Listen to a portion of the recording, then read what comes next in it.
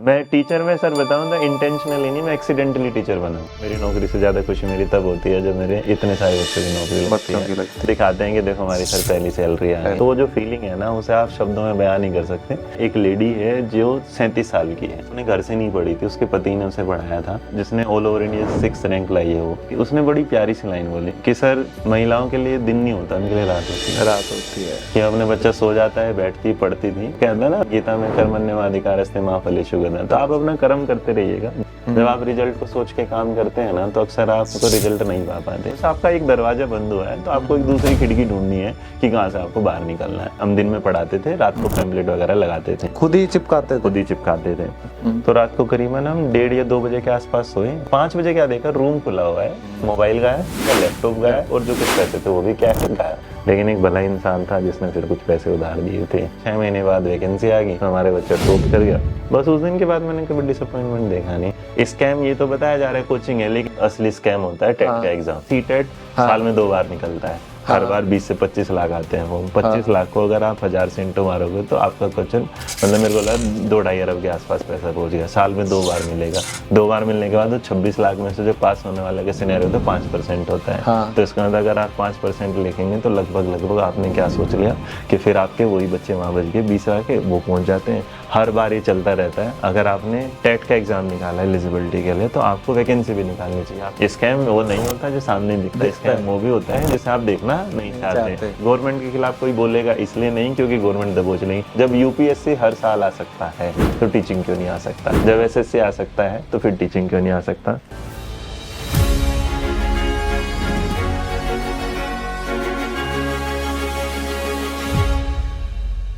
नमस्कार दोस्तों, स्वागत है आप सभी का आज के इस पॉडकास्ट में।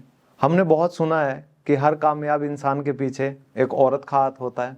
वो सही है, लेकिन एक टीचर का हाथ भी आपकी कामयाबी के लिए बहुत ज़रूरी होता है। तो आज मैं एक ऐसी ही शख्सियत से आप सबको रूबरू करवाना चाहूँगा आज के पॉडकास्ट पे। वो हैं रोहित भाई। आपका बहुत बहुत स्वागत है रोहित भाई। धन्यवाद आपका सर। नमस्कार भाई सभी लोगों को। पहले तो आपने बुलाया, ये मेरी जिंदगी का पहला पॉडकास्ट है। कभी फिर कोई बाद में पूछे इससे पहले दिन नहीं ये मेरा क्या पहला पॉडकास्ट है। हाँ, तो सबसे पहला सवाल तो यही है कि जब कोई भी बच्चा कामयाब हो जाता है एज अ टीचर, वो फीलिंग क्या होती है?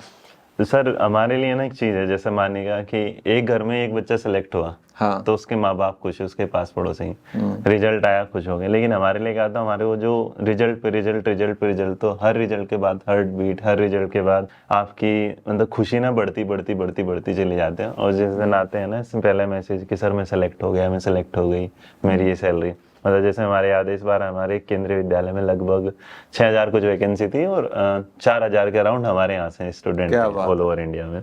उसके बाद जब वो अपना भेज रहे हैं जिसमें दिखाऊं तो उनकी सैलरी आना शुरू हुई है, तो दिखाते हैं कि देखो हमारी सर पहली सैलरी आई। कुछ लोग ऐसे घर हैं जिनके शायद उन्होंने घर में कोई सरकारी नौकरी थी ही नहीं और वो है, तो वो जो फीलिंग है ना उसे आप शब्दों में बयान नहीं कर सकते।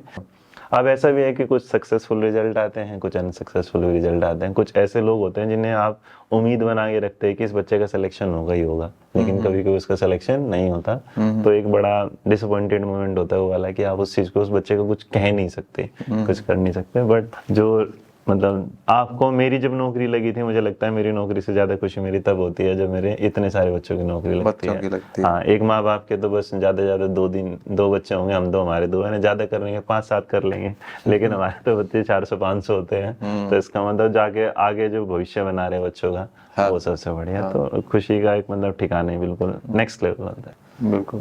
तो आपकी जानकारी के लिए मैं बता दूं, जो सर से रूबरू नहीं है, अगर आप किसी भी स्टेट में हैं हिंदुस्तान के, तो शायद ही कोई ऐसा स्टेट होगा, कोई ऐसा सरकारी स्कूल होगा, चाहे वो केंद्रीय विद्यालय हो, स्पेशली चाहे वो राजीव गांधी नवोदय विद्यालय हो, तो सर के पढ़ाए हुए, सर से टीचिंग लिए हुए इंस्टीट्यूशंस में आपको सर के पढ़ाए हुए बच्चे आपको हर जगह एज ए टीचर मिल जाएंगे। तो जो एक नए भारत की नींव की हम बात करते हैं आज के दिन, तो इन जैसे टीचर्स उसमें बहुत बड़ा रोल प्ले कर रहे हैं। दूसरा सर, आज के दिन ना कामयाब बच्चों की बात तो हर कोई करता है, लेकिन जो एक परसेंटेज होता है कामयाब बच्चों का वो बहुत कम होता है, चाहे वैकेंसी की बात हो चाहे कुछ भी बात हो।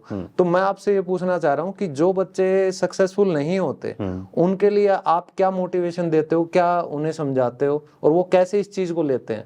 देखो सर, हमारे यहाँ ना सबसे बड़ा जो एक मोटिवेशन का है ना, मुझे लगता है कि हमारे यहाँ मोटिवेशन का होता है सबसे ज्यादा शादीशुदा महिलाएं। जो शादीशुदा महिलाएं अपने घर से मतलब पूरे दिन घर संभालती हैं, और उसके बाद अब अभी हमारा एक रिसेंट इंटरव्यू भी आया होगा हमारे चैनल पे, तो उसमें क्या हुआ, एक लेडी है जो 37 साल की है। अच्छा। और मतलब वो अपने घर से नहीं पढ़ी थी, उसके पति ने उसे पढ़ाया था, उनके पति ने। और लोग कहते हैं ना पति साथ नहीं देते, तो आप उस इंटरव्यू पे देखिएगा जाके अगर होगा। तो उसमें क्या है, उन्होंने अपने पति के बारे में बताते टाइम जो हम उनका इंटरव्यू लेते हैं, हमारे मतलब ये फीलिंग थी कि मतलब सच में इंसान पीछे से कैसे, जैसे आपकी पहली लाइन थी ना, हर कामयाब उसके महिला, मैं कहता हूँ हर कामयाब महिला के पीछे एक पुरुष का भी हाथ होता है, वो सबसे बड़े बेस्ट एग्जाम्पल था। और वो लेडी 37 साल की थी, उसके 2 बच्चे स्कूल में जाते थे। और उसके बाद मैंने कहा आप पढ़ते कैसे थे, कि उसने बड़ी प्यारी सी लाइन बोली कि सर महिलाओं के लिए दिन नहीं होता, उनके लिए रात होती है। रात होती है कि अपने बच्चा सो जाता है, बैठती पढ़ती थी। और सोचेगा जिसने ऑल ओवर इंडिया 6 रैंक लाई है वो 6। अब ऐसे क्या है, उन्हीं महिलाओं में से कुछ ऐसी हैं जिनका नहीं हो पाता, और उनका ना होने का रीजन भी कहीं ना कहीं घर के कुछ काम है, घर की कुछ चीजें हैं। और बहुत सारे बच्चे डिसअपॉइंट या जिनका रिजल्ट नहीं आता, उनके पीछे मुझे लगता है उनका रीजन ये भी है कि वो क्या करते हैं, उन्हें ये रहता है कि रिजल्ट लाना है। जब आप रिजल्ट को सोच के काम करते हैं ना, तो अक्सर आपको रिजल्ट नहीं पा पाते। तो कहता है ना बड़ी गीता में, कर्मण्यवाधिकारस्ते मा फलेषु गदा। तो आप अपना कर्म करते रहिएगा, जो रिजल्ट होगा। और अगर डिसअपॉइंट वाली बात, तो जो अगर उन्होंने अच्छे से पढ़ा है, उन्होंने कुछ सीखा है, तो लर्निंग कभी खराब नहीं जाती। हम लोग देखेगा, हम भी पढ़ के आए थे, हमने भी कहा था, अब सरकारी नौकरी भी छोड़ दी, उसके बाद हम भी काम कर रहे हैं, तो आपका पढ़ा लिखा कभी खराब नहीं जाता। तो आप डिसअपॉइंट मतलब बस आपका एक दरवाजा बंद हुआ है, तो आपको एक दूसरी खिड़की ढूंढनी है कि कहाँ से आपको बाहर निकलना है। उसके बहुत सारे ऑप्शन है। और मेरे पिताजी बहुत एक बात कहते हैं कि जिसको भगवान ने 2 हाथ पैर दिए ना, वो कभी अगर अपना आपको डिसअपॉइंट मान रहा है, तो इसका मतलब उसके अंतर मन में कमजोरी है, उसको ध्यान रखना। और आप मोटिवेशन अगर देंगे, तो आजकल तो मोटिवेशनल गुरु खुद ही परेशान है, तो किसी को मोटिवेशन दे नहीं सकते। तो सबसे बढ़िया है कि आपका अपना मोटिवेशन आप है। बट मैं तो यही बोलूँ कि आपका एक रास्ता बंद होता है, 2 हमेशा खुल जाते हैं, वो आपको देखने हैं कैसे।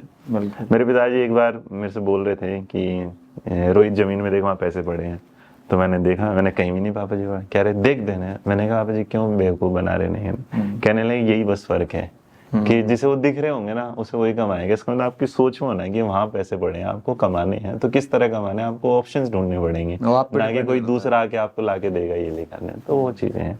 तो डिसअपॉइंटमेंट का तो ये है कि आप मन के हारे हारे मन के जीते जी, बस वही है। जैसा तो डिसअपॉइंटमेंट की बात चली रही है, कामयाबी और नाकामयाबी की, तो आपकी लाइफ से मैं ये भी जानना चाहूंगा कि आपका वो कौन सा फेज था जहां आपको लगा कि भाई ये मेरी नाकामयाबी है, और फिर जो सक्सेस आपको मिली वो कौन सा पॉइंट था जब आपको लगा हाँ ये अब मेरी सक्सेस है? मतलब मुझे लगता है कि जब मैंने काम शुरू किया था, तो मैंने शुरू किया तो मैं घर नहीं जाता था, मैं इधर ही था, अपने इधर दिल्ली में रहने वाले हैं। कौन से साल की बात है? ये साल है 2013 की। 2013 में जब मैंने कोचिंग शुरू किया, तो मैंने अपना असिस्टेंट कमांडेंट का जॉब छोड़ दिया। और छोड़ने के बाद जब कोचिंग चल रही थी, तो मतलब बैच शुरू होने वाला था, तो क्योंकि ऐसा कुछ था नहीं, कितने लोग थे जानने वाले, तो हम पैम्पलेट, मतलब मेरे साथ जो बाहर लड़का है अपने राहुल, और हमारी एक टीम थी, हम ऑफिस में हम दिन में पढ़ाते थे, रात को पैम्पलेट वगैरह लगाते थे, खुद ही चिपकाते थे। कहाँ? सड़कों पे? यही सोनीपत की सड़कों में, यहाँ बालगढ़ सोनीपत यहाँ वाला चलता था। और सबसे गंदी बात थी,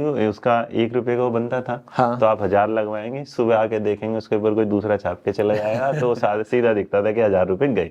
और 1000 रुपए कहाँ से खत्म हुआ, सारी मेहनत खत्म।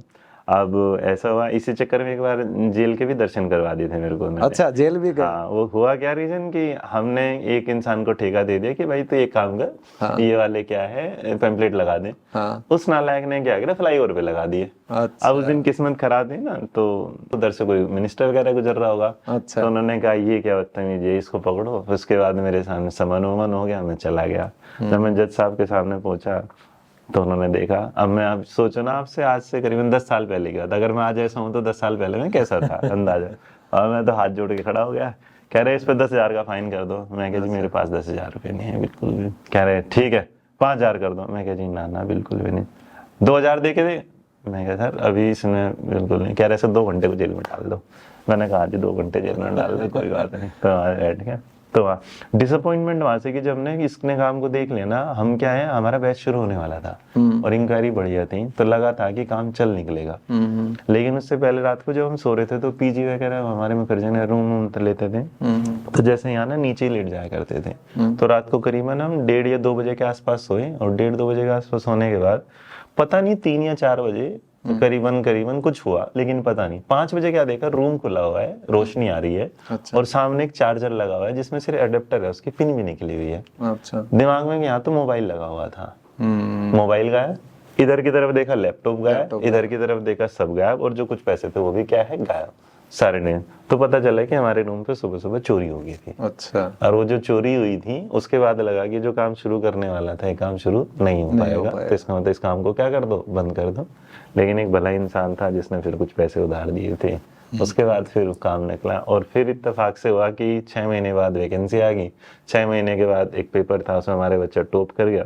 बस उस दिन के बाद मैंने कभी डिसअपॉइंटमेंट देखा नहीं। मेरे को लगता है 13 सितंबर 2013 वो तारीख थी जिस टाइम मैं लास्ट टाइम रोया था। मतलब वो आंखों से आंसू आए थे, मतलब आप किसी काम को करने जा रहे हो, ये वाली बात। वो एक अपशकुन सा माना जाता है मेरे लिए। शुरू में जब मैं अपनी जॉब छोड़ के आया था तो घर वालों ने, या उधर हमारे एरिया में ना जाटों में एक चीज होती है ना, वो करते टाइम, अरे नौकरी लगी नहीं होगी, इसने झूठी बोला होगा। मैं महसूस कर सकता हूँ उस दर्द को। तो उस वाले साथ का ना जब हुआ, तो फिर मैं उस बात को कैसे जस्टिफाई करता। आज वही लोग कहते हैं बढ़िया किया तूने नौकरी छोड़ दी थी, वरना होता तो आज थोड़ी ना BMW में घूम रहा था। तो ये बहुत सारी चीजें हैं लाइफ में सर, ऐसी चीज है आप कभी ये प्रिडिक्ट नहीं कर सकते कि कल क्या होने वाला है। बस आप अपना काम करते रहिएगा, और आपका काम ही आपकी सबसे बड़ी पहचान है। देख लो आज मैंने काम था तो आपने मेरे को बुला लिया है ना, वरना कौन गरीबों को बुलाता है हम लोग। अच्छा सर, गरीब हैं BMW में घूमने वाले, ये एक हमारे लिए एक नई सीख है। BMW में जो घूमता है वो गरीब है। हाँ होना चाहिए। मैं तो BMW को जब आई थी ना, उसकी भी कहानी जबरदस्त थी हमारी। तो BMW जब लेने गए तो बच्चों का पेपर है ना, जैसे आज पेपर है तो हम आंसर की बनाने वाले थे उनकी, तो हम सेंटर पे चले गए। तो मैं लोअर पहने हुआ था, नॉर्मल चप्पल पहने हुए था, 2-3 ऑफिस के वहां थे। अब पेपर के बीच में 2-2.5 घंटे का गैप था। उधर BMW का शोरूम था, हम चले गए BMW के शोरूम में गाड़ी लेने के लिए। उन्होंने भाव ही नहीं दिया कुछ। अच्छा। सोचे तो ऐसे लफंगे से आगे हम कुछ करते हैं टाइम पास करने के लिए, फोटो खिंचवाना। हाँ। हम उनसे बोले कि यहाँ की जो सबसे महंगी वाली गाड़ी कौन सी है, वो अवेलेबल नहीं है फलाना। मैं बोला है बहुत बेइज्जती हो रही है, तो एकदम से लाइन करते टाइम मैं बोला, उसने मेरे साथ देव था एक दोस्त मेरा, मैंने कहा एक काम कर, इन्हें कार्ड स्वाइप करके पैसे दे दें और ये कहते हैं कि गाड़ी, कह रहे अब गाड़ी दिखाई। मैंने कहा गाड़ी देखनी नहीं, जिस दिन गाड़ी आएगी ना घर छुड़वा देना। हाँ। और हमने गाड़ी लेके नहीं आए थे, हमने गाड़ी के आए थे, पैसे दे के आए थे, गाड़ी घर छुड़वाई थी उसके बाद। ये BMW कार। तो कीमत आपकी गाड़ी की थोड़ी डिस्क्लोज कर सकते हो? हाँ क्यों नहीं, इसमें कोई दिक्कत नहीं। 1 करोड़ 9 लाख की पूरे के पूरे। 1 करोड़ 9 लाख की गरीब आदमी। और ऐसा तो गरीब ऐसे मेहनत करके लिया है ना गरीब, उसका ऐसा वो नहीं। तो इसलिए मैंने BMW को जो था ना, B से BMW, तो बड़ी मुरादों वाली है ना, आप जब मुराद कर रहे थे तो वो पूरी होती, चलता रहता है सर ये हाल। देखो मैं ना किसी दूसरे से ये नहीं चाहता कि वो मुझे खुश करे, मेरे को अपने खुश करने के लिए मैं रहता हूँ। मैं अपने आप को ये सेटिस्फाई करता रहा, सब ठीक है, बढ़िया है, टेंशन नहीं है। मतलब सेल्फ प्रेज, सेल्फ मोटिवेशन। मेरे को लगता है कि आप अपने आप को खुश रखेगा। बहुत पहले की बात थी कि आप जैसे ऐसे हाथ उठाते हैं ना, लोग तो शाबाशी देते हैं, आप अपने आप को शाबाशी दी कि आपने लाइफ में कुछ करा है। तो मैं अपने से रहता हूँ, खुश है। भगवान को इस उम्र में जितना देना चाहिए था उससे ज्यादा उसने दे दिया, अब उसकी एक संतोष जो होता है वो मिल गया। वैसे तो उम्र सर की आप सब देख ही रहे होंगे कि बिल्कुल 20-25 साल के जवान लड़के ही लग रहे हैं। तो क्या बचपन में शुरू कर दिया था? और दूसरा सवाल ये है कि एक तो ऑनलाइन, एक ऑफलाइन, आप अभी दोनों मोड पे चल रहे हो। पहले आपने ऑफलाइन शुरू करा था, और वो भी मुखर्जी नगर में, जो कि कोचिंग सेंटर्स का एक गढ़ माना जाता है। वहां पे शुरुआत करना सही था, गलत था, आसान था, मुश्किल था? और दूसरा, अब जो कंपैरिजन हम करते हैं पढ़ाने का, आप ऑनलाइन भी पढ़ा रहे हैं, आपका यूट्यूब चैनल है धनवंतरा नाम से, और 15-16 लाख लोग आपको फॉलो कर रहे हैं, और वो भी पक्के वाले, सॉलिड वाले। तो उसमें फर्क क्या है, डिफरेंस क्या है? सर शुरुआत जब करी थी ना तो लगा था आसान होगा, लेकिन हमारे यहाँ क्या होता है कि जब आप ना नए किसी मार्केट में जाते हैं तो पुराने लोग ना आप पर हावी हो जाते हैं। मतलब पुराने लोग तो, हमने आके तो मेल वेल आती रही कि ये लोंडा, मतलब ऐसे नहीं, मेल ही आई थी मेरे पास, आज भी मेल पड़ी है कि ये तो 4 दिन का लोंडा क्या करके दिखाएगा, तो महिला के दिखाएगा, ये वाली बात। तो मेरा मन हुआ अंदर से जाटो वाला खून हुआ कि जब बाजू में ही था बिल्कुल। अच्छा। मन करा जाए कुछ कहूँ, लेकिन जब निकला ना फिर सोचा क्यों बोलूं, तो मैंने उसे कुछ नहीं रिप्लाई दिया। और रिप्लाई नहीं दिया तो 4 दिन के बाद वो हालत हुई कि वो इंस्टीट्यूट गायब हो गया, हमारा इंस्टीट्यूट चलता रहा हमेशा। जब इस दौरान में, क्योंकि हमें पता ही नहीं था कि ऑनलाइन चीज क्या होती है, तो मैं तो ऑफलाइन पढ़ाने वाले थे और हमें फील ही आती थी ऑफलाइन से। तो आज भी कोई मुझसे पूछेगा कि यूट्यूब ऑनलाइन ऑफलाइन, तो मैं कैटेगरी उसमें पहले नंबर पर क्या रखने वाला हूँ, ऑफलाइन लगता हूँ। ऑफलाइन में क्या है कि ऑफलाइन में ना आप बच्चों के सवालों का जवाब देते हैं। आप ना बच्चे जो 4 ग्रुप बने होते हैं, उन बच्चों में से किसी का अलग सवाल, किसका अलग, वो आपकी लर्निंग को बढ़ाता है। साथ साथ वो बच्चे के डाउट क्या है इंस्टेंट क्लियर कर देता है। अब यूट्यूब पे क्या होगा, एक मैसेज आ रहा है जिसका सवाल का जवाब मुझे नहीं पता, मैं नहीं पढ़ूंगा, जिसका मुझे आता है मैं पढ़ लूंगा। तो इसका मतलब वहाँ कहीं ना कहीं आप उस चीज को क्या फिल्टर कर सकते हैं। लेकिन ऑफलाइन में क्या है, जैसा आपका वो पूरा का पूरा क्लासरूम है, उसमें जो बच्चा सवाल पूछेगा आप उसका जवाब देना। और हमने तो ऐसा था ही नहीं कि ऑनलाइन शुरू करना, दिमाग में मैं जानता भी नहीं था यूट्यूब नाम की कोई चीज़ है कि, हमने कभी नहीं, हम सर्च करते थे गूगल, हमने कभी यूट्यूब नहीं सर्च किया था। तो जब क्लासेज हुई तो राहुल है, इसने क्या कर दिया, मेरी कोई ऑफलाइन क्लास थी, अपना मोबाइल लेके गया होगा, इसने एक रिकॉर्ड करके अपने से इसने चैनल बनाया हुआ था, उसी पे जाके इसने अपलोड कर दी। वो वीडियो हमने देखी नहीं, बाद में देखे तो उसके चक्कर में हमारे कहते 1 लाख सब्सक्राइबर हो रखे थे। फिर मेरे को लगा अच्छा, लेकिन वो कहते हैं ना भगवान आपको रास्ते दिखाता है। तो इस दौरान हमने 2017-18 तक हमने सिर्फ ऑफलाइन ही पढ़ाया था। लेकिन उसके बाद 2019 का जो दौर और उसके बाद वो कोरोना का जो टाइम आना शुरू हुआ, लॉकडाउन, तो हमारे लिए क्या हो गया कि हमने बीच में जब वो शुरू किया था तो हमें लगा कि चलो ऑनलाइन शुरू करते हैं उन लोगों के लिए जो हमारे तक आ नहीं सकते। हमारा बच्चा तेलंगाना से आता है, भुवनेश्वर से आता है, उड़ीसा, मतलब हर जगह से आप देखेंगे पूरा पैन इंडिया कवर कर रखा। तो इधर हरियाणा, राजस्थान, जो यूपी तो यहाँ आ जाता है, लेकिन जो बाकी रेस्ट है वो नहीं आ सकता था। फिर उन्हें लगा कि हमारे लिए ऑनलाइन कोर्सेज लाइएगा, हम ऑनलाइन कोर्सेज लाते गए, बच्चों का रिस्पॉन्स बढ़िया आता रहा। आज भी मुझे लगता है टीचिंग की हम लोगों की इकलौती ऐप ऐसी होगी जिसपे मोर देन 5000 प्लस अगर गूगल रिव्यू है तो 5 स्टार है, और रेटिंग के साथ भी। मतलब हमारा जो भी स्टूडेंट होगा वो जैसे ना उसमें तो रिजल्ट ओरिएंटेड है। मतलब ऐसा आज तक कोई एग्जाम नहीं भगवान का, मतलब ऐसा कि जिसमें हमारा रिजल्ट ना आया हो। हर जगह आप कहीं, तो ऑनलाइन ने बस एक चीज बढ़िया दे दी कि मेरे को लगता था मेरे को कोई नहीं जानता, लेकिन जब आज कहीं जाता हूँ तो मेरे को कोई भी पहचान लेता है। और जो अचानक से कहता है ना सर एक फोटो ले लो, और घर वाले कोई साथ हो, कौन है ये, तो जानता है इसे, नहीं ऑनलाइन की वजह से मुझे जानता है। कोई मुझसे पूछे कि कोई अवेलेबल है, वो आ सकता है, उसके पास मतलब उतने रिसोर्सेज हैं, तो वो ऑफलाइन है। सही बात, ठीक है। एक वो बच्चा जिसको लगता है उसके पास कम रिसोर्सेज हैं लेकिन वो एक क्वालिटेटिव एजुकेशन चाहता है, वो ऑनलाइन चुन लें। उसके बाद कुछ लोग ऐसे हैं जिनकी फाइनेंशियल कंडीशन अच्छी नहीं है, तो वो फिर आप यूट्यूब से पढ़ सकते हैं। तो वो सारी चीजें अवेलेबल है, बस आपको फिल्टर करना पड़ेगा कि आपको कहाँ जाना पड़ेगा, तो वो है। तो मेरे लिए तो तीनों ही है, चलते हैं। बट वो है कि एक प्यार जो होता है वो ऑफलाइन का, प्रायोरिटी ऑफलाइन वाला। ये तो बात मैं भी एग्री करूंगा सर से कि एक बार मैं जब डीपीएस में पढ़ाता था तो हम किसी शादी में गए हुए थे। तो शादी में गए, हम 3-4 दोस्त खड़े थे, तो बात चलने लगी, भाई तूने बैंक की नौकरी छोड़ दी, गलती करी, बोला ये देख ये बैंक में मैनेजर है, क्या कमाया तूने, ये वो बात चली रही थी। उसी टाइम अचानक एक बच्चा भाग के आता है और सीधा मेरे पैर छूता है। वो मैं एकदम, मेरे भी रोंगटे खड़े हो गए, भाई कौन है ये? उठाया तो बोला सर मैं डीपीएस में आपका स्टूडेंट था, बोला आज मैं ऐसे ऐसे इंजीनियरिंग कर रहा हूँ। तो मेरे को बड़ा अच्छा लगा। वो मेरे साथ वाले दोस्त थे, तो जैसे ही वो लड़का गया मुझे कहना नहीं पड़ा, उनका मुंह ऐसे था और मैंने बस यही कहा मैंने ये कमाया। तो वो चीज जो एक टीचर को रेस्पेक्ट मिलता है ना, वो दुनिया की किसी भी अवार्ड से सबसे ऊपर है। और बहुत सारे लोग ना टीचर्स को लेके जो कहते हैं कि मतलब पहले ना ये कंपैरिजन किया जाता था कि आप SSC banking you can teacher नहीं, लेकिन टीचर ना रोज पढ़ता है।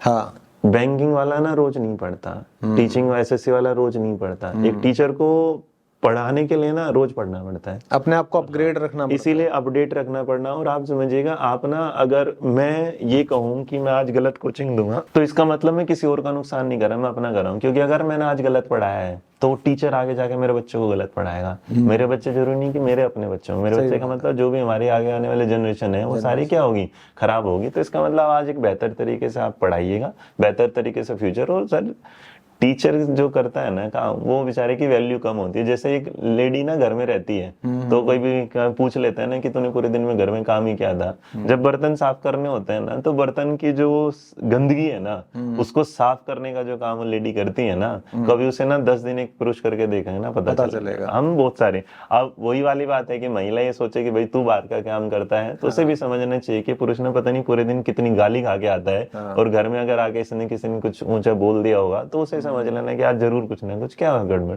तो वही समझ में टीचर के साथ है। टीचर बच्चे का रोल ऐसा है कि टीचर को बच्चे को समझ लेना चाहिए, और बच्चे को क्या है, टीचर किसी दिन अगर मैं गुस्से में आऊं तो समझ जाए कि हाँ आज हमारे सर जी क्या है परेशान, नहीं कि आज तो अपनी बीवी से लड़के आया है या किसी गर्लफ्रेंड से लड़के आया है।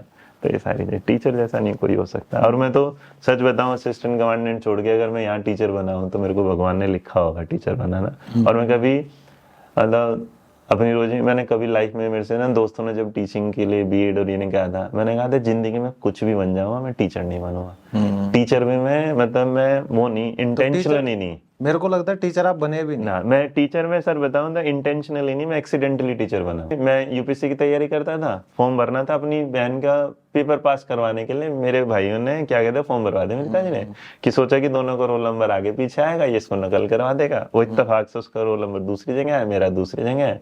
फिर मेरा सिलेक्शन हो गया, फिर मैंने कहा देखी जाएगी। तो किस्मत बस लेती चली गई। एज ए टीचर आजकल इंटरनेट पे एक और चीज चल पड़ी है कि कोचिंग इंस्टीट्यूट नेगेटिव फ्रेम में जैसे दिखाने की कोशिश की जा रही है हमको। तो क्या उसके ऊपर आपको क्या लगता, क्या है, क्या ये सबके ऊपर लागू होता है या कुछ ऐसा है? मैं बताता हूँ इस बात को। मान लीजिएगा कि एक स्कूल में 100 एडमिशन हुए, और 100 एडमिशन के बाद आपका एक कोई बड़े से परिवार से एक एडमिशन आया, और जो बच्चा पढ़ना नहीं चाहता था, अब वो अगर पढ़ना नहीं चाहता था तो स्कूल में गया और उसका मन नहीं था, उसने क्या बोल दिया घर में आके, स्कूल में पढ़ाई नहीं होती।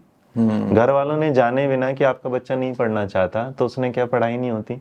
तो ये बात दूसरे तक पहुंची, तीसरे तक पहुंची, चौथे, जो जैसे बढ़ती बढ़ती चली गई, तो जो अच्छी बातें थी स्कूल की वो तो आगे बढ़ी नहीं, बढ़ के आ गई कि स्कूल में पढ़ाई नहीं होती। हमने फिल्टर करने की कोशिश नहीं की सवाल का जन्म कहाँ से हुआ था, बस हमने रिजल्ट दे दिया कि स्कूल में पढ़ाई नहीं। इसमें नुकसान किसका हुआ कि उस स्कूल में जो बढ़िया बच्चे पढ़ते थे ना, अब दूसरे माँ बाप क्या सोचेंगे जाते टाइम कि नहीं यार उस स्कूल में बढ़िया बच्चे मतलब रहते ही नहीं, पढ़ते ही नहीं। कोचिंग का भी काम क्या हो गया, कोचिंग वालों ने ये वाली बात बना दी कि भाई कोचिंग खराब होती। जी नहीं। आप अर्जुन की बात करेंगे तो अर्जुन को अगर द्रोणाचार्य ने शिक्षा दी थी और या एकलव्य को शिक्षा नहीं दी थी, उसने देख के बार अंगूठा मांग लिया था, तो गुरु दक्षिणा वो नहीं है कि उसका कुछ मतलब आपसे कुछ लूटा जा रहा है। गुरु दक्षिणा आपकी मेहनत की कमाई है। आपने बोल दिया कि भाई हम अपनी रोजी रोटी इसी से चला सकते हैं। अब क्या होता है कि कोचिंग में किसी ने, बच्चे ने, आजकल जो यूपीएससी का एक ट्रेंड चल रहा है एक बड़ा अजीब सा, कि आप इंटरव्यू देते हैं और आप नाम लिखवा लेते हैं। देखिए सर, नाम लिखवाने वाली बात पे ऐसा है कि आप जिस दिन नाम लिखने वाली बात हो, उस दिन से पहले आपको पता ही नहीं था कि आपका नाम आने वाला है कि नहीं। उस दिन से पहले तो आप खुद भी नहीं जानते थे कि आप टॉप होंगे कि टॉपर नहीं बनेंगे। एक मैंने प्रोग्राम चलाया इस बात के साथ कि आ जाओ भाई मेरे यहाँ, क्या ले लो, क्लास ले लो, मैं आपका इंटरव्यू क्लियर करा दूंगा। और लास्ट स्टेज पे मैंने आपकी ऐसी तैयारी करा दी कि आपने जाके इंटरव्यू क्लियर कर लिया। और अगर आपको फोटो किसी ने लगा भी दिया तो उसमें बुरी क्या बात है। आप जाके इस तरीके से कि भाई हाँ मैंने इंटरव्यू की तैयारी यहाँ से की थी, ये बोल दो, ठीक है मैंने कोचिंग नहीं लेकिन इंटरव्यू की तैयारी। और इंटरव्यू ऐसा थोड़ी ना कि पार्ट नहीं था, वो भी तो आपका मेजर पार्ट था। और सबसे मोस्ट इंपॉर्टेंट पार्ट क्या था, वही था। अब किसी ने रिसेंटली मैंने सुना कि ये वाली बात की कोचिंग वाले मतलब इंटरव्यू के बहाने जब आपका मेंस क्लियर हो जाता है तो बुलाते हैं इंटरव्यू, खाना वाना भी देते हैं। अरे खाना दे रहे तो अच्छी बात है। एक बात बताओ, अगर गवर्नमेंट क्या है, अपना कोई ब्रिलियंट स्टूडेंट होता है उसको स्कॉलरशिप भी तो देती है। और स्कॉलरशिप देने के बाद अगर गवर्नमेंट ये लगाती है कि देखो जी हमारे क्या हुए क्लियर, अब मैं अर्जुन अवार्ड जीत जाए या जब अवार्ड देने वाला नाम होता है तो उसके कोच का फोटो ना होगे, एक पॉलिटिशियन का फोटो लग जाता है कि हाँ जी ये लो इन्होंने अवार्ड दिया, इसका मतलब फोटो लगवा के हमने थोड़ी ना कर दिया। तो ये बहुत सारी चीज है, अगर आप इसे हर पर्सपेक्टिव में देखोगे। लेकिन इंसान क्या है, जहां से डरता है, गवर्नमेंट के खिलाफ कोई बोलेगा इसलिए नहीं क्योंकि गवर्नमेंट दबोच लेगी। स्कैम ये तो बताया जा रहा है कोचिंग है, लेकिन स्कैम ये बताइए सीटेट 11 साल से इतना 18 बार निकल चुका है और 18 बार में से 5 बार वैकेंसी नहीं निकली। हर बार एक फॉर्म को भरने का तरीका होता है जिसके 1200 रुपए लगते हैं, 26 लाख लोग देते हैं, 26 × 12 करोगे तो लगभग 1 अरब से ज्यादा पैसा उनके पास पहुंचता है। कैलकुलेशन हो सकता है गलत हो, इंटू करने में थोड़ा टाइम लगेगा, इसलिए ना कोई हो सकता है ये वीडियो है ना जिंदगी के साथ भी जिंदगी के बाद भी है, इसे ही काट के कोई लगाएगा। तो आप क्या कर रहे हैं, आप कैलकुलेटिव हैं, बट आप कैलकुलेटिव आए जब आप अपने आप को रिस्क में नहीं डालना चाहते। कोचिंग वाला कुछ होगा, आप पे कुछ ब्लेम करेगा, फिर आप कुछ बोलेंगे, हो सकता है मेरी ये वीडियो भी कट के कुछ हो जाए, लेकिन मैंने भाई किसी को कुछ कहा नहीं, अब बाकी समझदार को इशारा काफी। तो ये सर स्कैम नहीं है, ये सिर्फ और सिर्फ फालतू में एक चीज को बढ़ाने वाली चीज है। जो लोगों ने नाम कमाया उन्होंने मेहनत की है सर, मेहनत की है। आप किसी को ये नहीं कह सकते सिर्फ वीडियो बनाने से हुआ, उसने मेहनत की है, लोगों ने उसे जाना है, लोगों ने उसके व्यूज को पसंद किया है। और हर इंसान गलती करता है, गलती करके सीखता है। अभी पीछे से एक स्कैम आया था जिसमें कुछ, और अगर किसी ने गलती की और उसने एक्सेप्ट कर लिया तो आप उस बात को फिर इतना मत करो देखिए इंसान को डिप्रेशन में भेज दिया जाए। मुझे नहीं लगता फिर इतना भेजना चाहिए किसी को। भाई किसी भी बात को ज्यादा खींचने से भी चीजें गलत हो जाती है। समझिएगा, आप समझाओ कि ये वाला काम, अगर आपको पता चल गया कि मैं गलत हूँ तो पहला आपका ये फर्ज बनता है कि आप मुझे समझाएं, ना कि आप जाते मुझे सामने में गलियाना शुरू कर दें और बताना शुरू कर दें गलत किया है। हमारे माँ बाप तो हमसे कहते हैं कि भाई अगर कोई गलती हो जाए ना तो पहले एक बार हमें बताओ, अगर हम तुम्हें समझा सकते हैं, उससे सुधार कर सकते, जाके बात करें। सर हम भी तो बचपन में लड़े होंगे आपस में, लेकिन लड़ते टाइम ये थोड़े ना कि माँ बाप लड़ने चले गए केस कर दिया। माँ बाप जाके किसी के हाथ जोड़ लेते थे, किसी को कहते भाई बच्चा ऐसा है, गलती होगी, बच्चे माफ कर दो। तो आजकल क्या हो रहा है, आजकल लोगों के अंदर ना माफी वाला जो गुण है वो खत्म हो गया। बस उनके अंदर एक दूसरे को उठा के कि एक ऐसी चीज लेके आ जाओ कि उसका जो निगेटिव मार्केटिंग होगी वो आपकी क्या बन जाएगी, पॉजिटिव आपके लिए। किसी को गिरा के आप उठ सकते हैं, कभी पॉसिबल ही नहीं हो सकता। दूसरा एक और सवाल था, क्योंकि आप अध्यापक हो, इसमें पिछले 10 साल से पढ़ा रहे हो, ऑफलाइन एक्सपीरियंस पूरा हो चुका है टीचर। तो पहले जब हम स्टूडेंट थे और जो आज के इस जनरेशन के स्टूडेंट हैं, तो उनका टीचर के प्रति रवैया मतलब वो कितना बदल गया? और क्या आपका कोई एक ऐसा एक्सपीरियंस है जिस दिन आपको ये लगा हो कि यार ऐसे थोड़े ना स्टूडेंट होते हैं, या आपको किसी दिन ये लगा हो यार स्टूडेंट हो तो ऐसा हो? सर देखो, मेरे को लगता है पहले और उसमें फर्क क्या था कि जैसे जैसे रिसोर्सेज बढ़ते गए हैं वैसे वैसे आपके ना नॉलेज बढ़ती चली गई, चाहे टीचर की चाहे स्टूडेंट की। पहले क्या होता था, हमें नहीं पता होता था, जैसे टीचर ने कुछ बता दिया और यकीन मानिए अगर गलत था तो हम उसे पढ़ के आते थे। मतलब अगर हमने ELIT, तो अगर हमारे टीचर ने इलाइट बोला है ना तो हमने उसे इलाइट ही पढ़ा है, लेकिन बाद में पता चला एलीट होता है। तो इसका मतलब वहां से, तो उसमें क्या हुआ, आज ना बच्चे का जो पढ़ने वाला बच्चा है वो ना सर्च करके आने लगा है, और जिसको पढ़ना नहीं है वो तो फिर आपको क्या करेगा, मोबाइल चला रहा होगा या फिर आपको क्या पढ़ा रहा है, ये वाली बात हो। लेकिन मैं अपने पर्सनल एक्सपीरियंस से बताऊं तो मेरे यहाँ जितने भी बच्चे आते हैं या मैं ऑनलाइन देखता हूँ, सर मैं बोलूँगा 99% बच्चा मेरे को टचवुड बढ़िया मिला है। ना मुझे कभी ऐसा फील आया कि मेरे को यार ये कैसा बच्चा आ गया। मेरे को लगा है कि अगर ऐसा आया है तो उसे कैसे बढ़िया तरीके से पढ़ाया जा सकता है। कई बार ऐसा होता है कि बच्चों के जो सवाल है ना, वो टाटा स्काई वाला जो बच्चा होता है ना, उसके जवाब होते हैं वो सर्च करके लाता है, किसी ने दूसरे ने बताया। तो बस आपको बताना है कि आपकी जो नॉलेज थी और ये असली बात है वो क्या है। अगर आपने अच्छे से बता दिया तो एक अच्छा स्टूडेंट कभी भी आपकी बुराई नहीं कर सकता। मतलब मैं ये जानता हूँ कि मैंने आज तक अपनी लाइफ में कोई एक दो तो जो कॉम्पिटिशन में आते हैं वो जब मैसेज करता है ना, अलग पता चल जाता है कि एक स्टूडेंट है या फिर क्या होगा। मेरी क्लास में आज तक का रिकॉर्ड है सर, मतलब मैं ऐसे पढ़ाता हूँ, करते टाइम में जो भी एडमिशन लेने आता है हम कह देते हैं जैसे मेरे मम्मी पापा ने मेरा एडमिशन कराया था, आप उन्होंने बच्चे का एडमिशन करा के जाओ यहाँ। आज के बाद बच्चे की जिम्मेदारी हमारी। हम पढ़ाएंगे कैसे, क्या करेंगे, किसी भी दिन आके जाओ आप चेक कर सकते हो। लेकिन मेरे क्लास में आते टाइम बिल्कुल सख्त ये रूल होता है, 11:15 की क्लास है तो 11:14 पर आपको क्लास में आना है। बाई चांस कोई लेट हो गया तो वो बता देता है, लेकिन ना मैं ये नहीं कह सकता कि मेरे को कभी ये कहना पड़ा यार ये कहाँ से आ गया मेरे पास। मतलब ये भगवान ना करे कभी मेरे को देखने को मिले, और जिस दिन ये देखने को मिला ना मेरे को और मेरे अंदर से वाली फील आई कि ये कहाँ से आ गया, मैं उस दिन पढ़ाना छोड़ दूंगा। क्योंकि मैं इस बात पे बिल्कुल नहीं, क्योंकि मेरा काम उसे सुधारने का है। और मेरे को लगता है कि जब तक कोशिश होगी वही, तो ऐसा मिला नहीं, बाकी बढ़िया बहुत मिले हैं। कई बार मैंने अभी आपसे बताया ना, जब 37 साल के लड़के, मैंने जब वो बताया कि भाई कुछ बच्चे जो ब्रिलियंट होते हैं लेकिन उनका रिजल्ट नहीं आता, वो मेरे लिए हमेशा रहता है कि उनके बारे में आपने बताया कि वो मम्मी का अभी क्लियर हुआ है और बेटा बीटेक कर रहा है। वो हमारा एक दूसरा इंटरव्यू है अभी। ये वाला तो एक है जो 37 साल वाला है, एक 2 बहनों का है, एक ही घर से हैं। 5 वो भाई बहन है, उसमें 5 बहनें हैं, शायद वो 5 बहनें, हाँ 5 बहनें हैं। बड़ी बहन की सबसे पहले शादी हो गई थी और बड़ी बहन के जो हस्बैंड थे तो उन्होंने क्या किया, अपनी वाइफ को मतलब घर से बाहर ले आए, अलग रखा। फिर उनका जो बच्चा है उसका एडमिशन बीटेक में है और इधर इसका क्या हुआ, डीएड या कुछ में कराया था।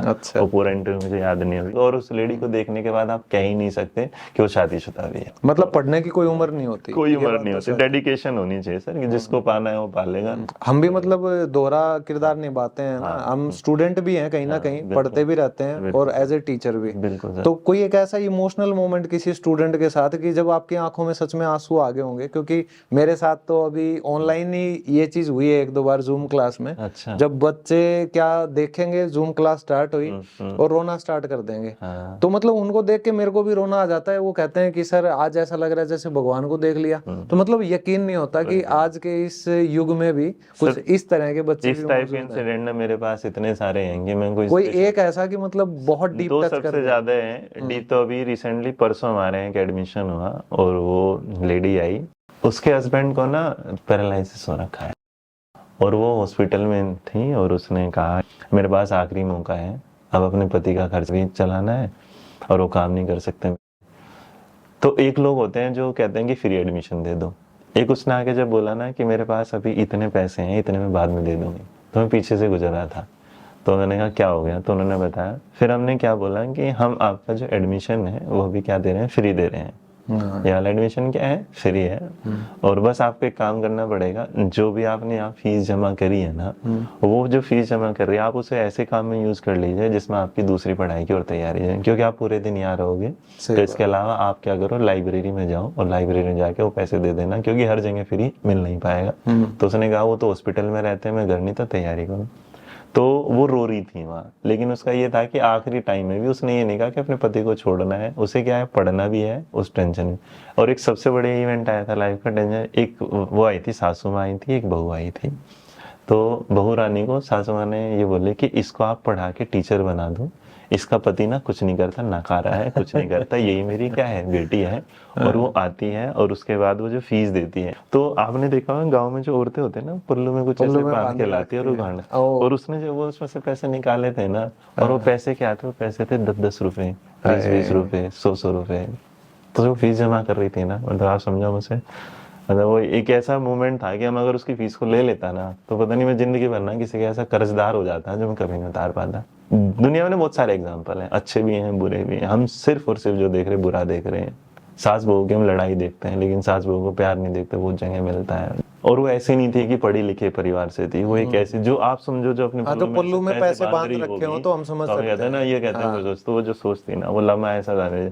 और जिस दिन वो लेडी पास हुई थी ना, वो घर से ना लड्डू बना के लाई थी मेरे लिए, अरे वाह, घर वाले। तो मेरी लाइफ में भगवान की दुआ से जब भी कोई मुझसे पूछता है ना चैलेंज, मुझे लगता है कि मेरी लाइफ में वो बुरे इंसिडेंट नहीं है जिसे देख के मैं परेशान हूँ। मेरी लाइफ में ऐसे खुशी और इमोशनल इवेंट बहुत ज्यादा हैं जिसको देख के मैं हमेशा क्या रहता हूँ, खुश रहता हूँ, बहुत सारे। तो सर देखा जाए तो इमोशनल मोमेंट हमारे टीचर्स की लाइफ में होते रहते हैं, और बोलते बोलते सर की आंखें अभी भी गिल्ली होगी। नहीं वो आप ना लेडी का दोनों का चेहरा सामने आ गया, मतलब वो एक ऐसे, वो जो पैसे उसने निकाले थे ना, वो ये सारे मेरे को मिले कहाँ से, ऑफलाइन से। शायद मैं ऑनलाइन में इतनी सारी चीजें नहीं देख पाते, सब कुछ मुझे कहाँ से मिला है, ऑफलाइन से। इसलिए एक रियल टीचर का ना एक मन तरसता है ऑफलाइन के लिए, और शायद हम इसलिए ऑनलाइन में बहुत लेट आए हैं। और भाई मैंने एक बार ये भी देखा था आपके ट्विटर हैंडल पे कि आपको एक बार ना पुलिस पकड़ के ले गई थी, आप कोई प्रोटेस्ट कर रहे थे। तो प्रोटेस्ट वाली कहानी क्या है वो बताइए। कुछ नहीं था सर, ऐसा था कई साल हो गए थे, नौकरी नहीं लगी थी, और बच्चों के मतलब हमें भी अच्छा नहीं लगता बार बार कोर्स लाना। कोर्स लाना हमारा काम है, मतलब कर्म पूजा। तो लेकिन उसमें क्या हुआ कि एक वैकेंसी आनी थी यूपी में, उसके लिए वैकेंसी आ नहीं रही थी, तो बच्चों ने प्रोटेस्ट किया और उन्होंने कहा कि सर आपकी ज़रूरत है। तो वहाँ के जो कोचिंग सेंटर्स थे वो आ नहीं रहे थे, कोई भी थे। तो मैं हमेशा कहता हूँ मैं अध्ययन मंत्रा के नाम से नहीं आता, मैं टीचर के नाम से आता हूँ। मैं करता मैंने ठीक है पहुँच जाऊँ, और मैं अपनी गाड़ी उठाई सुबह और अपना लखनऊ एक्सप्रेस पे लेके पहुँच गए। तो वहाँ पहुँचने के बाद मैंने कह दिया ये वाली बात बच्चों के साथ कि जब तक वैकेंसी नहीं तब तक कोई कोर्स नहीं होगा। और इसके साथ वहाँ पर उस टाइम में पुलिस आ गई, फिर वो हमें पकड़ के लेके जाने लगे। तो जब वहाँ पहुँचने के बाद क्या हुआ कि वहीं पे जहाँ गए थे थाने में, वहीं पर एक जो पुलिस वाला था उसकी वाइफ मेरे से पड़ी हुई थी। अच्छा। तो उन्होंने कहा तो अपने सर है इनको छोड़ दो, तो फिर वहाँ से छुटे। एक दूसरा इंसिडेंट होता मेरे आधा, हम यहाँ से गए थे बिहार गए थे। बिहार आप सोचो, बिहार गाड़ी से 1200 किलोमीटर जाना, 1200 किलोमीटर आना। वहाँ उस टाइम का सुबह न्यूज में बहुत आया था, डंडे वंडे, पुलिस मारपीट बहुत हुई थी। डर नहीं लगा आपको? नहीं, अपने डर वर का क्या, गलत काम नहीं कर रहे तो डर नहीं है। पढ़ाने के अलावा कई बार होते माँ बाप पढ़ाते हैं, लेकिन ज्ञान भी देते हैं ना जब जरूरत है, तो भैया पीछे सपोर्ट रहते हैं, जिम्मेदारी। तो मुझे लगा कि मेरे बच्चे मेरे लिए, मैं उनका एक माँ बाप के रूप में वो करता हूँ। तो उन्होंने कहा कि सर आपको आना है, तो यहाँ कोई नहीं आता साथ देने के, मैं चिंता मत करो मैं पहुंच जाऊंगा। तो हमें याद है हम 24 घंटे या 18 घंटे लगे थे हमें बिहार जाने में गाड़ी से। वहाँ क्या हुआ, मेरे को घेरने बहुत सारे लोग आ गए। तो वहाँ ऐसी कंडीशन हो गई, ये सारे जो मेरे साथ गए थे भी डर गए कि मैं कैसे निकलूँगा बाहर। But the best part of that day कि वहाँ ना जैसे एक सिक्योरिटी का बच्चों ने ऐसे लाइन घेरा बनाया था ऐसे यूं, और यूं बनाने के बाद मेरे आजू बाजू में कोई नहीं आ पाया था। मतलब इतना सिक्योर फील कराया था उन्होंने। और वहाँ से बिहार का उन्होंने मेरे को गमछा दिया। तो मैंने कहा था कि जब तक ये आंदोलन पूरा नहीं होगा, क्योंकि मैं रोज तो यहाँ नहीं रह सकता, हाँ। लेकिन इसमें मेरा सपोर्ट होगा कि जब तक बिहार का ये वैकेंसी और आंदोलन पूरा नहीं होगा, मैं गमछा नहीं उतारूंगा अपनी क्लास में, चाहे मुझे कोई बोले कुछ भी। तो मैं अपनी जितनी भी क्लासेस में जाता था गमछा लगा के जाता था, तो बच्चे कुछ। फिर उसके बाद वैकेंसी आ गई थी, फिर मेरा भगवान ने प्रण पूरा कर दिया। तो ये वैकेंसी वाली बात सर, मेरे को एक चीज और ध्यान आती है। जैसे मैंने भी ना टीचर एलिजिबिलिटी का टेस्ट दिया था, हाँ। ठीक है, मेरा पात्रता टीजीटी पीजीटी नेट सब कुछ क्लियर हो गया, आज तक वैकेंसी नहीं आई। सर अगर किसी को उठाना है ना, असली स्कैम होता है टेट का एग्जाम। एग्जैक्टली असली स्कैम है। अगर कोई मुझसे पूछे ना, मैं से पूरा धड़ल्ले से हर साल साल में 2 बार निकलता है। 2 बार निकलने के बाद सबको लगता है कुंभ का मेला तो नहीं भी तो आ जाएंगे। हर बार 20 से 25 लाख आते हैं। वो 25 लाख को अगर आप 1000 से इंटू मारोगे तो आपका क्वेश्चन मतलब मेरे को लगा 2-2.5 अरब के आसपास पैसा पहुंच गया। साल में 2 बार मिलेगा। 2 बार मिलने के बाद 26 लाख में से जो पास होने वाले का सिनेरियो होता है 5% होता है। तो इसका मतलब अगर आप 5% लिखेंगे तो लगभग आपने क्या सोच लिया कि फिर आपके वही बच्चे वहां बच गए 20 लाख के, वो पहुंच जाते हैं। हर बार ये चलता रहता है। अगर आपने टेट का एग्जाम निकाला एलिजिबिलिटी के लिए तो आपको वैकेंसी भी निकालनी चाहिए, आपको कैलेंडर भी देना चाहिए। Exactly. मेरे को लगता है जो भी स्कैम के लिए आजकल वीडियो बनाते हैं उनसे, क्योंकि सबसे बड़ा स्कैम तो ये है, अगर वो आज एक्सपोज कर रहे हैं। इस चीज पे भी अगर ध्यान दे कि अगर ये जो वैकेंसी टाइम पे रहे ना, तो बच्चा ना कोचिंग ना करे, वो 3-6 महीने अपने घर पे पढ़ सकता है।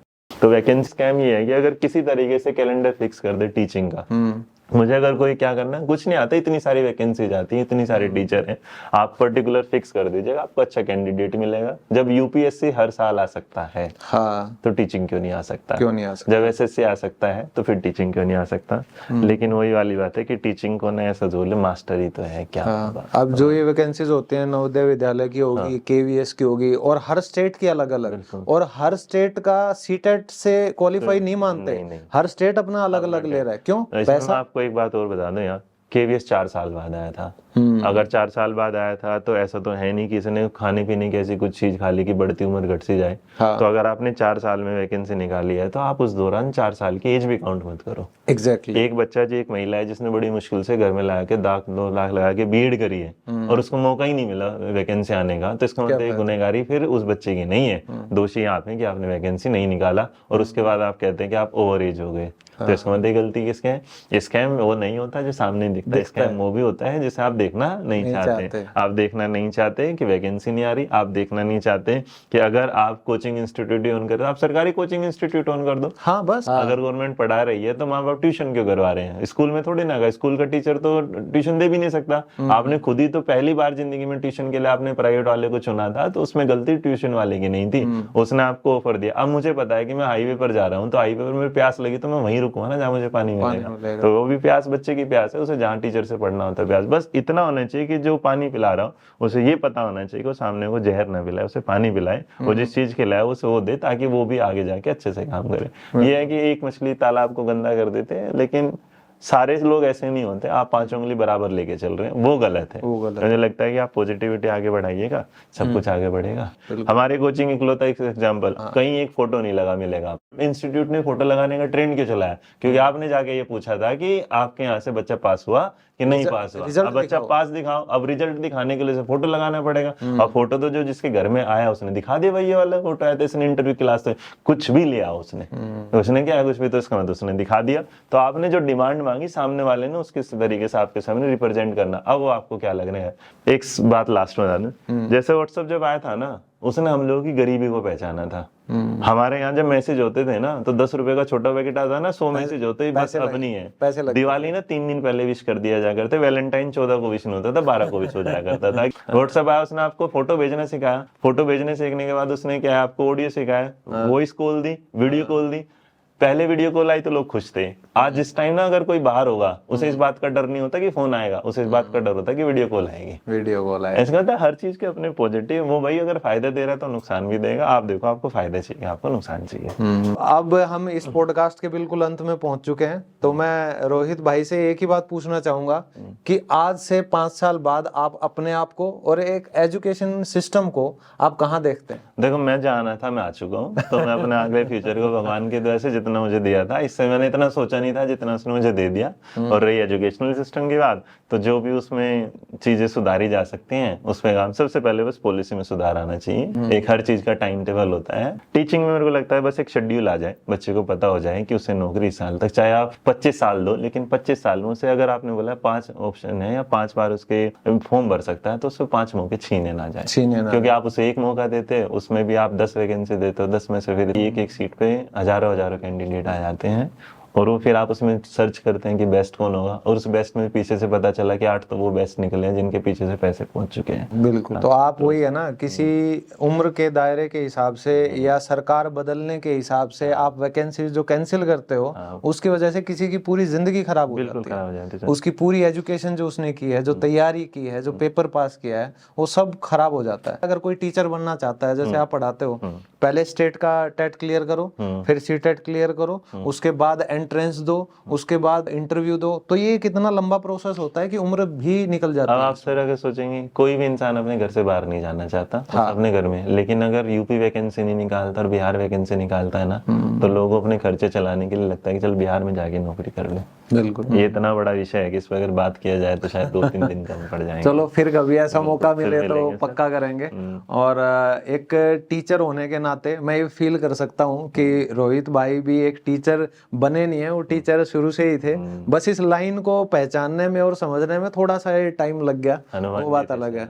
हाँ, तो जहाँ मंत्र नहीं मिला था, मिल गया जिस दिन उस दिन हो गया, उस दिन हो गया। तो आज हमारे पॉडकास्ट की शुरुआत में ही रोहित भाई को मैंने इसीलिए बुलाया कि मैंने इनसे पूछा नहीं कि आप आओगे क्या, मैंने इनको फोन करके सिर्फ ये कहा कि आपको आना है। मैं आप बीच में काट देता हूँ कि देखो बुलाया जाता है उन लोगों को जिनको आपके ना लगे कि इन्विटेशन, हम तो घर वाले लोग हैं, जब बुलाएंगे तभी आ जाएंगे, तो इसमें अपनों को बुलाया नहीं जाता। बिल्कुल, ये कहावत पड़े ही फिल्मी लगी हो, लेकिन सच में ही है। जरूरत जो बिना कहे काम कर दे वही अपना है, वही अपना है। तो इस अपनेपन को आप लोग भी सपोर्ट करें, इस चैनल को आप सब्सक्राइब कर लें, और ऐसे ही और इसका लाल वाला घंटा दबा देना, ये है ना, वो घंटा नहीं दबता ना पता नहीं चलता हमसे जुड़े कि नहीं जुड़े। हाँ। तो वैसे किसी का मतलब हमारे यहाँ कहा जाए घंटा दबाना, ऐसे घंटी गले पकड़ना, तो इसकी घंटी दबा देना, टन टन आता रहेगा आपके सामने। और मैं कोशिश करता रहूंगा ऐसे ही वाइब्रेंट पर्सनैलिटीज, मोटिवेशनल पर्सनैलिटीज आप सबके सामने लाता रहूं। और थैंक यू आप सभी का, बहुत बहुत धन्यवाद। खुश रहिए, मुस्कुराते रहिए।